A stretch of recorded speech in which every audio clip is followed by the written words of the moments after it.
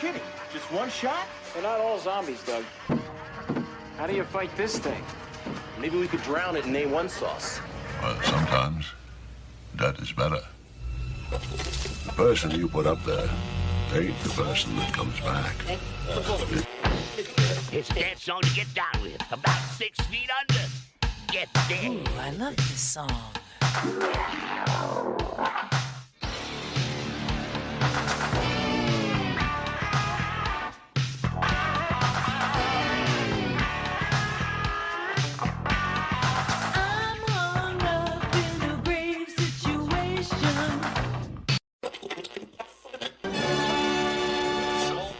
And now we come to the thrilling final episode of our radio drama. Hello and welcome to episode 111 of the Rotten Views podcast with your host, none other than me, because it's my podcast and this is a one-man run show. So, deal with it. Enjoy it. Hopefully enjoy it. Yeah. We got a fun one today. It's an Elvira movie. But before we get into that, just a little housekeeping, I guess we can call it that. Thank you everyone who's been sharing and commenting on the podcast and reviewing and rating. Maybe I'll create a section in the podcast where I read some of the reviews and whatnot. Maybe some of the bad reviews. I haven't checked those out yet, but I'm pretty sure there's probably some somewhere. But I have been seeing the numbers go up, and I do appreciate it. And I appreciate all the support, and it means a lot to me. So I'm glad you guys are enjoying the podcast. And yeah, we got a lot more episodes planned. It is what it is. I got endless amount of episodes I want to do, subjects I want to talk about, and a bunch of mini-sodes I want to create and do. It's just finding the time to do them is the issue, and finding the will and the energy to do so. Because I got a lot of artwork coming out. We already have all of next week, or this week's and part of next week's Sketchween, the post-it note series already done. I got a bunch of 5x5 by 8x5, I believe, pieces on the go, multiple pieces on the go, and a bunch of bigger artwork on the go as well. So trying to get that all done, and I'm building up a catalog of Let's Play videos. Right now, I'm playing a bunch of games on the Switch, recording them, and some PS2 and PS1 games. So we're going to hopefully build up a big catalog, and then once I get enough ahead, or what I feel like will hopefully be enough ahead, we're going to start dropping probably 2 full videos on YouTube every week. We're going to have constant YouTube shorts coming out. I think I might do like from Sunday to Tuesday for shorts. I'm not really too sure yet. I was hitting some very high numbers with the YouTube shorts, up to like 1,000 views per piece, and then they all dropped down to 100. I don't know what I did or what gods I pissed off in the algorithm, but I pissed off someone and they're not happy, so my YouTube shorts dropped very quickly. But I think we're up to 37 hours of view times just in the last 28 days, which is crazy because I only started posting on a regular basis like a week and a half maybe ago at the most. So the fact that people are really watching them and checking them out is great. The comments, the likes and everything, it's awesome, and I do appreciate it a lot. So with that out of the way, let's get into episode 111, Elvira. I believe it was Elvira Mistress of the Dark from 1988. This movie has a 6.5 out of 10 on IMDb, 52% on Rotten Tomatoes, and 43% on Metacritic. 86% of Google users like this film. Release date was September 30th, 1988, by another company that I like seeing their logo come up, New World Pictures. There's a lot of companies that I like seeing come up. Just the intro is like, it's going to be a fun movie. It might suck, but it's going to be a fun movie. The box office budget, or the box office on this, was $5.5 million. I don't see where the budget says at all.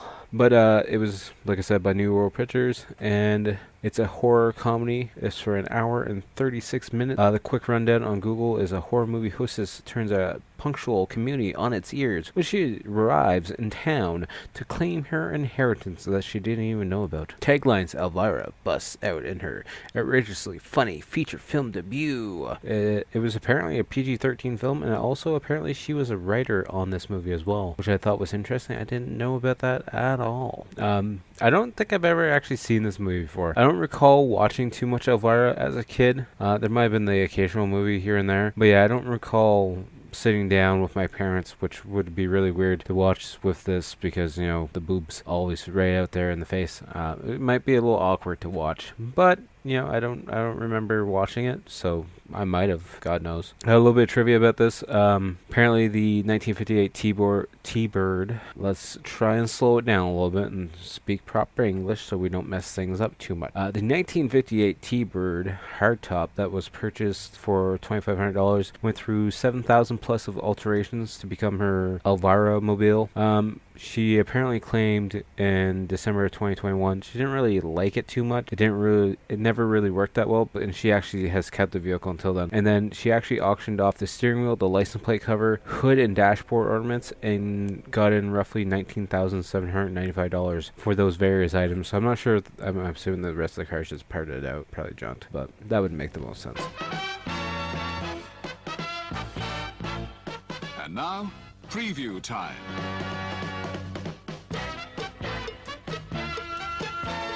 When it comes to entertainment, you can't beat a good film. So let's take a look at what's coming your way. The following program is brought to you in living color. Saturday Night at the Movies, the television series which each week brings you the finest in recent motion pictures. Wanna talk tough movies? Here's a superhero with the biggest pair of all. You looking for me? There she was, just walking down the street singing. This Elvira is a slimy, slithering succubus, a concubine, a streetwalker, a tramp. Yes, she's got it all. She's everything you've ever wanted in a movie. A woman and a casserole. She was walking next to me singing. You'll see lots of weird romance. What's that perfume you're wearing? Super unleaded. Don't smoke. Loads of drooling madness. Ew, I hope you change the sheets. Hey, Elvira, we got us a couple more volunteers. Great, just grab a tool and start banging. A whole gang of awesome monsters. I'm bad, Jamal, you know it. And a few sleazy experiments. And there's nothing wrong with G-rated movies as long as there's lots of sex and violence. The charge is witchcraft. We ought to have one of these every year. See Elvira as Elvira, Mistress of the Dark. But if they ever ask about me, tell them I was more than just a great setup. It's the greatest double feature of all time. So we're going to get right into our movie. Movie starts out with the old school black and white movie. It's like a UFO movie. I'm not really sure what the movie is, where this girl's being attacked by this space alien. It's really cheesy looking, but it's really fun. And then the army comes in to set the monster on fire. And then it's cutting to part of a TV broadcast because her being the hostess, she's showing this movie on her I don't know if it's a weekly or a nightly show, but she's got the broadcast going, and then we cut to Elvira signing off for the night, or getting ready to sign off for the night. Then we see the crew behind the cameras. I think they're at like the switchboard where they see a bunch of different other monitors with different shows on it, and they're arguing over the food because someone drops off the food. He's like, "No, that's mine. No, that's mine." It's stupid stuff. But then as Elvira is signing off, this like weather sign comes down and gets right in her face, and then we see her couch getting carried off because like, okay, we got to change the setup. Get ready for the next crew. Then we see Elvira being grabbed by, I think his name was Rudy. And he's pulling her off the side because he wants to introduce her to the new TV channel or TV station's boss, who's pretty much Boss Hogg, or he looks like he's from Porky's, one of the two. He introduces himself saying, back in my area, they called me Longhorn. Maybe you can figure out later why they call me Longhorn. You get it? You get it? But yeah, she's not really too happy about it. She doesn't want to do anything with him. Then he threatens to fire her if she doesn't sleep with him, essentially. And then he grabs her tits. Yeah, he just goes right out and double hands him. And then she puts her high heel right through his foot and walks off and quits, essentially. And he falls into a camera view saying, you said she'd be easy or something along those lines. She's quitting the show because she has a stage show set up in Vegas, which her manager then stops by her trailer to say, well, you got this stage show, but essentially they're not going to go through with it unless you help fund it. And she's like, well, that shouldn't be a big deal. It's like, well, it's actually $50,000 $1,000 to help fund it, or the show's a no-go. Then they get a piece of paper in the mail, and they find out one of her great aunts, who she didn't know, passed away, and that she is welcome to the inheritance of her great aunt. Then we cut to them reading the will, where she's trying to act like she's sad, and the lawyer reading it tells her that she's getting everything. And then the music changes, and a game show, curtains open and everything, and then they're going on about, you won this new Jeep Wrangler, you won this sailboat, you won this 10-piece table set, and then all the money starts dropping from the ceiling. It's like, you won all this money, and then it's just a daydream the whole entire time, of course. Then the title credits start rolling in, and we see Elvira driving her car, and she's off to this little hick town called Falwell, I believe, and she picks up a hitchhiker who essentially wants to kill her,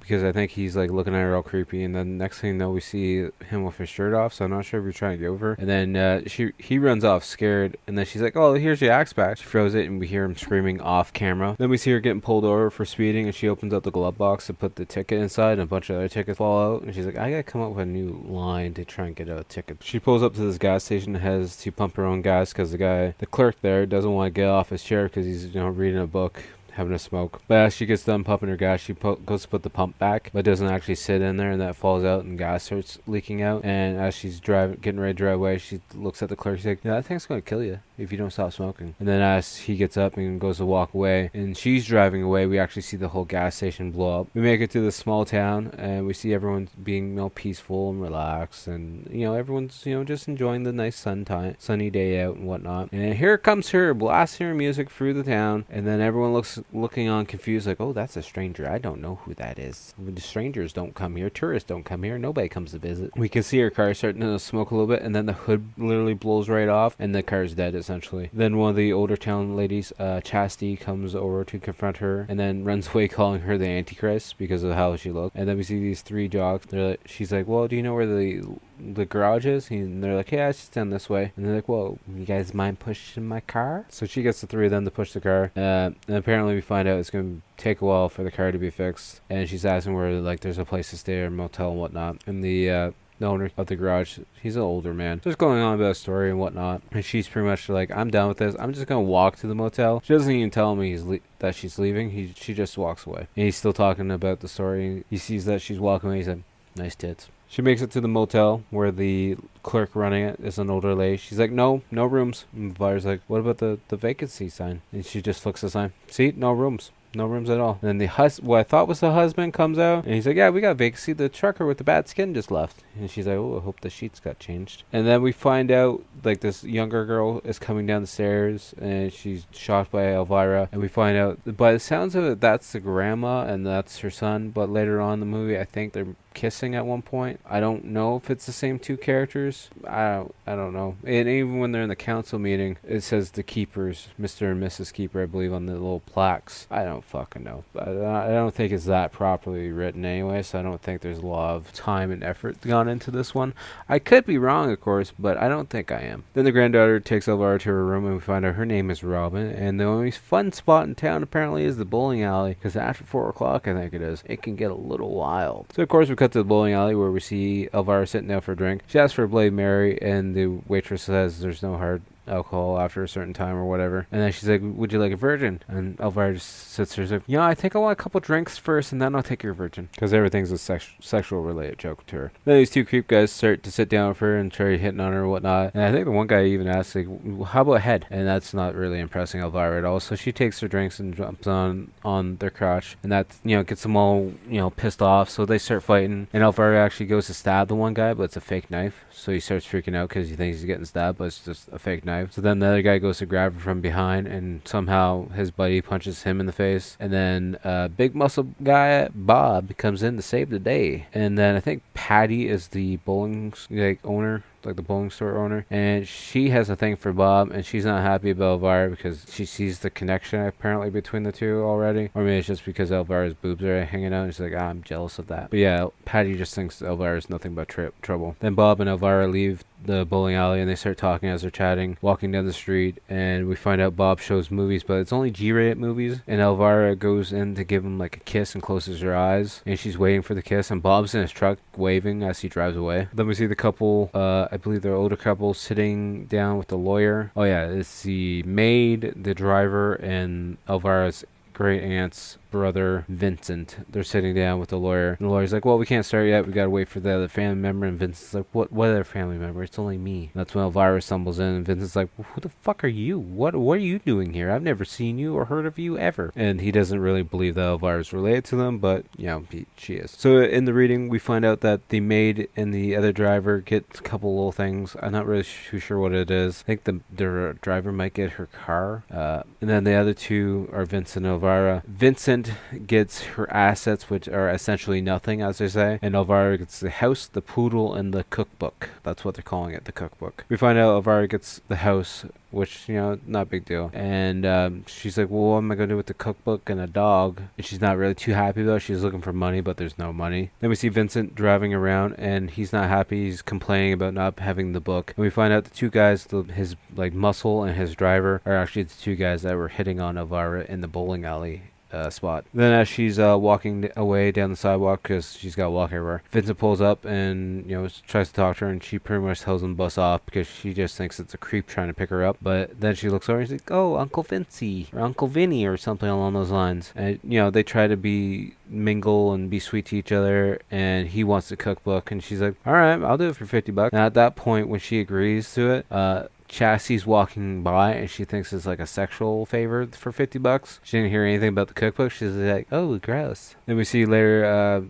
Chassie is talking to Vincent, trying to convince him to get Elvira out of town. He's like, don't worry, she's leaving. She's just going to be here for a few days. I don't even want her here, and she's my own family. It's going to be fine. You don't have to worry about it. She's like, well, she's got to leave, because if she doesn't leave, they might start teaching sex ed in school. I don't want the kids knowing about sex ed. Then we get into the aunt's house, which is like this old looking haunted house, and the lawyer is showing her around the house and says, in the condition that it's in, you might get $70,000. If you fix it up a little bit, you might get more. Who knows? And that sparks her idea, because she wants to make the $70,000 so she has enough to pay for the Vegas show and a little bit of extra spending money. We then cut to see Elvira shaving the poodle and dyeing its hair to make it look like a punk rocker. Like there's a little bit black, a little bit pink. It's got a spike collar. The one ear looks one way, the other ear looks a different way. And then Vincent comes knocking on the door, and she's trying to sell him the house as well. And it's really starting to piss him off, because he's like, I don't want your goddamn house. I just want the cookbook for $50 like we agreed. But anyways, Elvira goes to take him to where the cookbook is to grab it, but it's not where she left it anymore.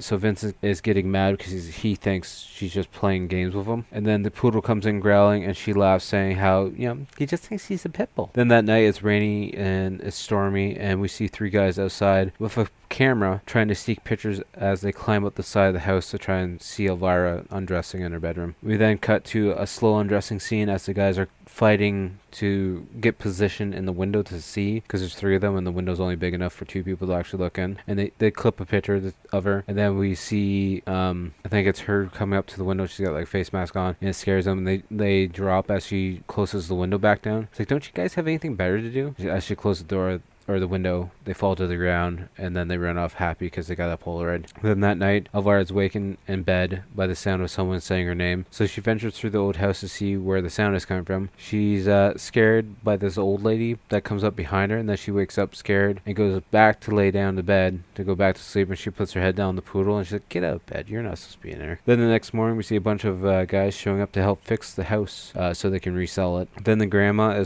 Robin also shows up, and a couple other girls. And then the grandma shows up and sees Robin working on the house helping, so she goes over to Robin, grabs her by the ear, and just rips her off a ladder and makes her come home, because you're not helping her, she's the devil. Then they look at the house in shock as it's all done. Everyone who was working on it is very shocked, and Elvira comes over with some lemonade to look at it, and she's shocked too and drops all the lemonade. And the house is a different color in like each goddamn section. It's a very unique looking house, but she loves it, so as long as she's happy, right? Then there's another town meeting, and we see them complaining about Elvira and what she's wearing and how she's making the kids help her, and she wasn't looking proper and whatnot. And the principal decides to make this rule that if anyone is caught helping Elvira or hanging out with Elvira, they will be expelled on spot with no questions, no warnings, no nothing. Then we see the real estate guy showing up at Elvira's to do a walk around at the house. He's like, we gotta set the mood. So he starts shutting the curtains, and the red curtains, so it kind of dims the light. And he's like coming on her full force to the point where he pushes up against her and knocks over the whole couch. And then we see him getting kicked out of the house, and the poodle comes running after him and actually chases him on top of the car. And he's like, you're not gonna sell this house. Not without my help. You're not gonna sell this house ever. Which essentially is just gonna screw them out in the long run, because they're all trying to get Elvira out of town. So you would assume they would want to help her to get out of town then, if that's what your game plan is. Then we have a shot of her sitting on the porch, and the entire day goes by and not a single person comes by for the open house to look at the house at all. Then her manager calls saying that she needs to get the money soon or the Vegas deal is over. So then she goes out searching for a job, but of course no one wants to hire her in town because they just think she's the Antichrist and she's going to corrupt everything. Then we cut to the two goons in the house searching for the book. Then they see the shadow of the dog upstairs, and it's barking and growling, and they think it's the big massive dog. So they run away scared, and of course it's just a poodle at the top of the stairs coming down the stairs now. Then she's walking down the street, and Bob is changing out the sign on his movie theater. I think he drops one of the letters and it hits her in the head. And he's like, oh, how's your head? And she's like, well, I've never had any complaints. And he's just looking confused. He's like, oh yeah, my head's fine, don't worry about it. Then Elvira goes up to change the sign on his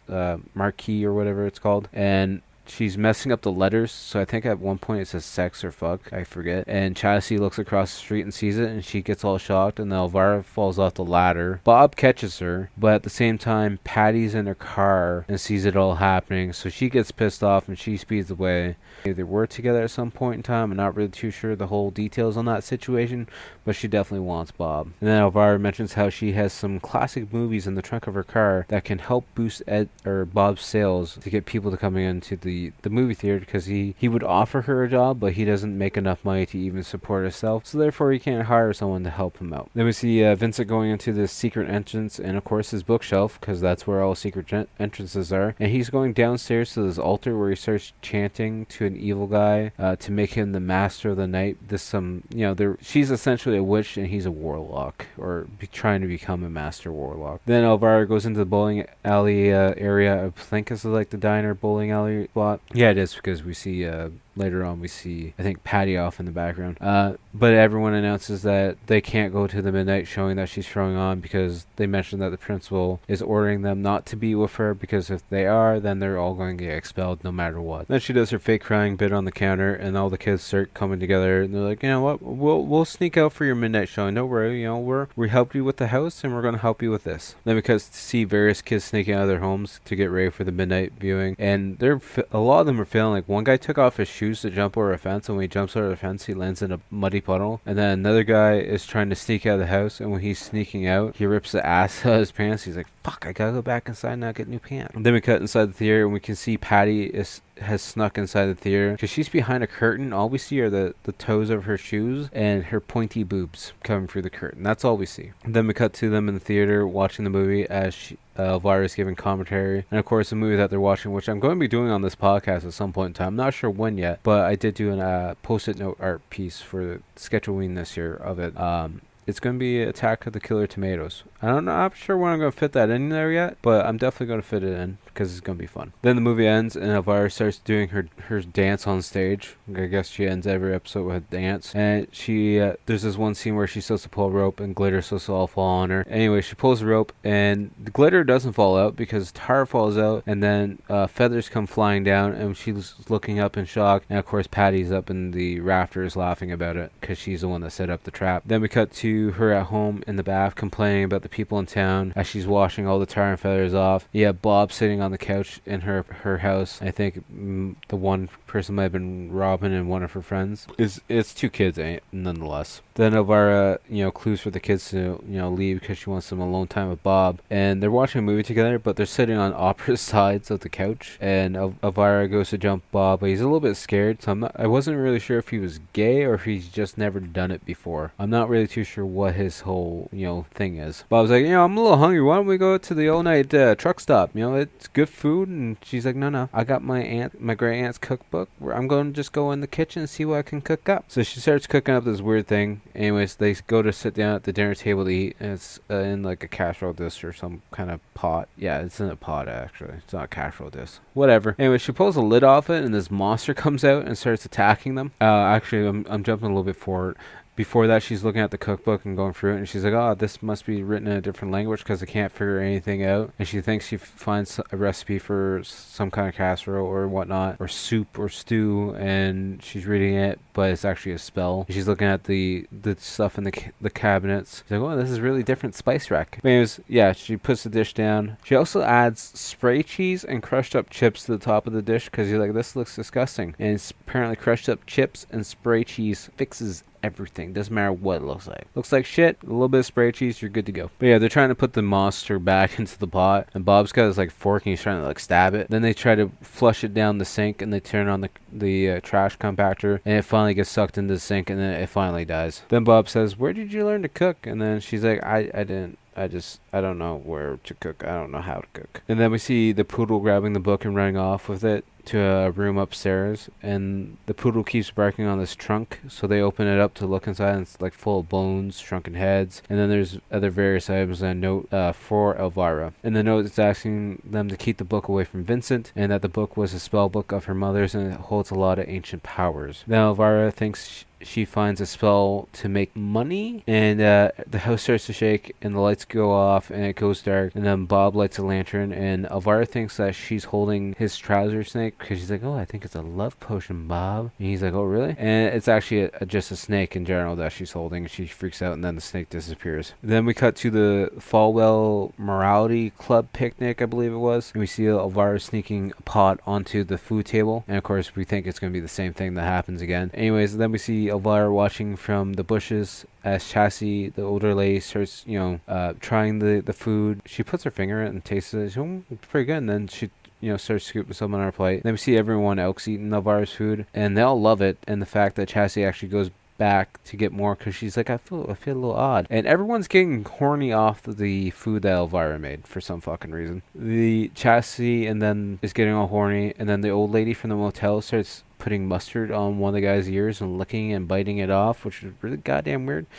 And then Vincent shows up behind them in the bush, and he's offering Elvira $500 for the cookbook. He's like, where'd you learn to cook that meal? Kind of weird. She's like, you know what, deal's off, go away, Vincent, I'm not doing any work with you. And then I think it's at this time because Bob walks in to the food area as well, and Elvira and Patty get in a fight over Bob, of course. Elvira punches Patty in the face. At one point, Patty's going to step back, and Elvira, I think, grabs her shirt and rips her shirt off, and we find out Patty's boobs are fake. She's got a bunch of extra cushion in there to make herself look more well endowed, I guess. And then the council meeting, everyone is blaming everyone else for what happened at the picnic, and at one point, one of the ladies, I think it might have been Chastity, she was wearing a skirt, and she sees someone laying on the ground. She's like, is this bench taken? As she sits on the guy's face. I'm like, this is awkward and weird at the same time. I'm glad I didn't watch this with my parents. This would be really, really goddamn weird. I wouldn't want to watch this with my parents. Anyways, good old Vincent comes into the council meeting and drops a big book off on the desk. It's like, you know what? We can get Elvira arrested. And everyone in the meeting is like, how? Well,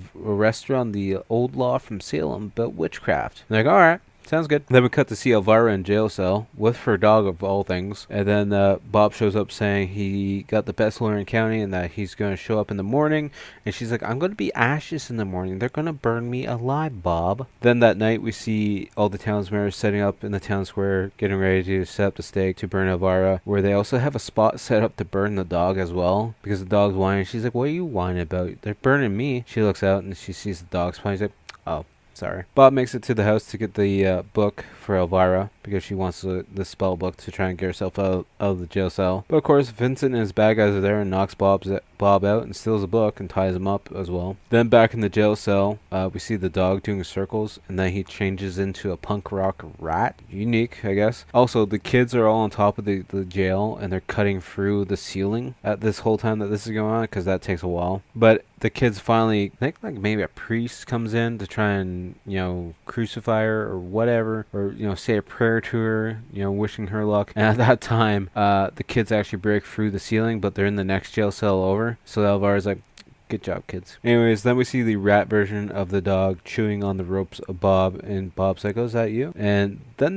the rat turns into a giant Rottweiler, which is from the story earlier when she was reading the note, and they finally get him free. Then we see Elvira being tied to the stake, and they ask her if she smokes, and she's like, well, I guess we'll see you soon. Then Patty stops the sheriff from setting the stake on fire. She's like, no, you can't just set it on fire there. You gotta walk around and set it in multiple spots, that way it burns better. And then Chassie's getting all excited about that. She's like, we should do one each year. So what, you're gonna invite a witch in each year? What's your plan there, Patty? Then Bob shows up and he can't get the fire out. And he looks at Patty. He's like, you're not a very nice person. You know that, right? And she looks all depressed about it. And then Elvira hears a voice in her head and remembers to use her ring. She somehow gets that hand free and points her red ring up in the sky like Captain Planet. And it makes everything rain and thunder and the fire goes out. Then Bob gets her off the stake and mentions about the eclipse and how Vincent has the book now. Then we see Vincent walking down the street screaming for Elvira. And he turns Chassie and two of the other guys into pigs. He's like, you guys are swine. Then Vincent comes after Elvira, and then Bob tries to stick up for her. He gets thrown up against the wall and knocked out, and then Vincent picks up the dog and puts in a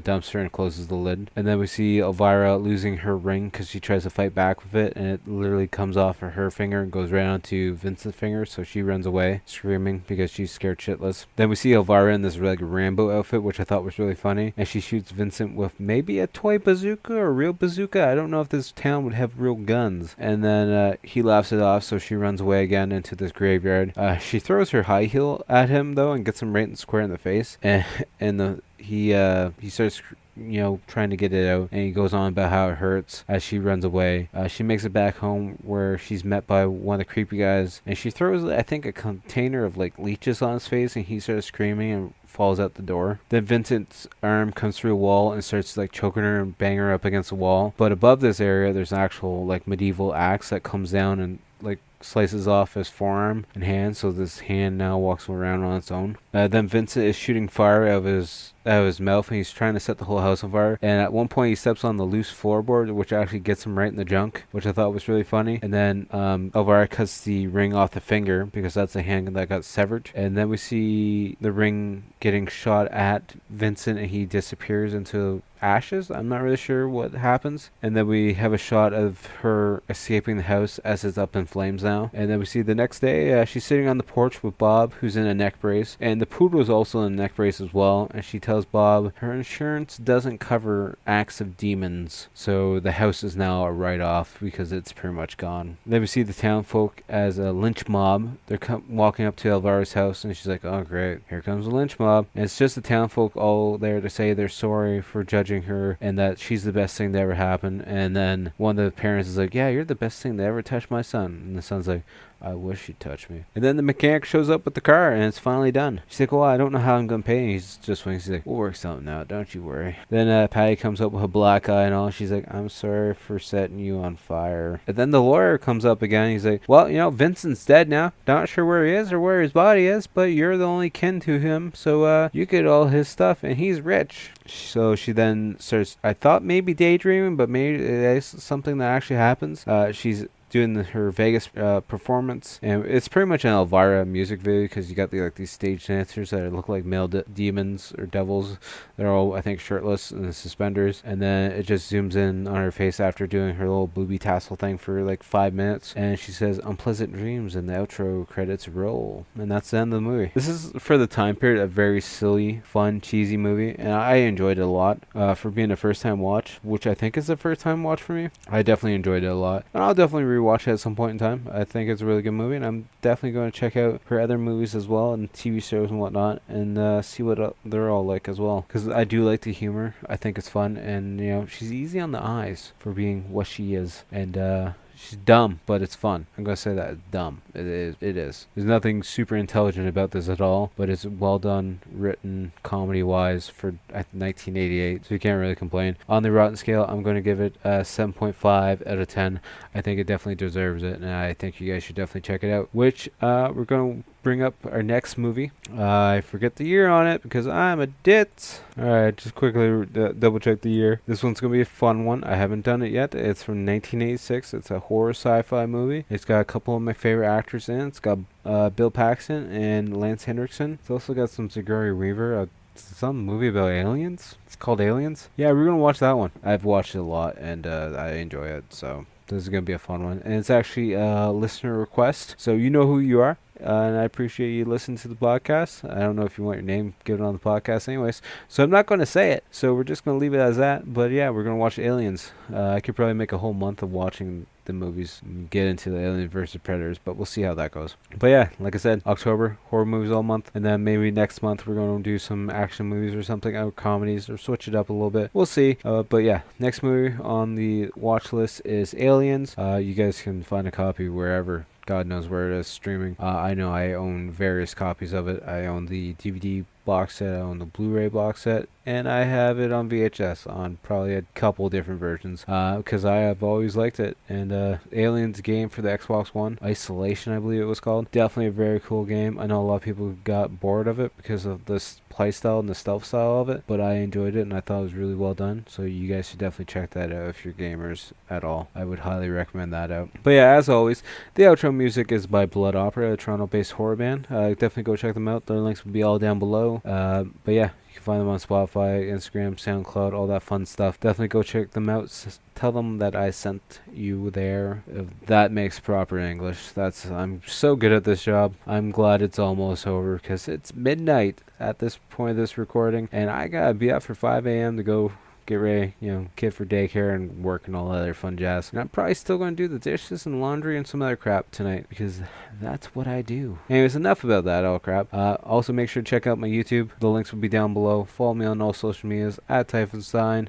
There's also Rotten Views Podcast on Instagram and TikTok. I gotta update that stuff more. But definitely the main thing to check out is me on Instagram, the Facebook page, and the YouTube channel because we will be doing a lot more with the YouTube channel. I have a lot of plans for that, so we'll see how that goes. And I just gotta get a bunch of videos set up first. That way I don't have to rush stuff out. I hate rushing stuff out. That's why I'm actually recording this on a Tuesday night of a short week because yesterday was Thanksgiving. And for all my fellow Canadian listeners, and yeah, if you're not a Canadian listener, then just avoid that comment. But yeah, over here it was Thanksgiving, so we finally got the episode recorded and it should be out Saturday like always, of course, because you're listening to that right now. Anyways, until next time guys, I will talk to you guys all later. Peace!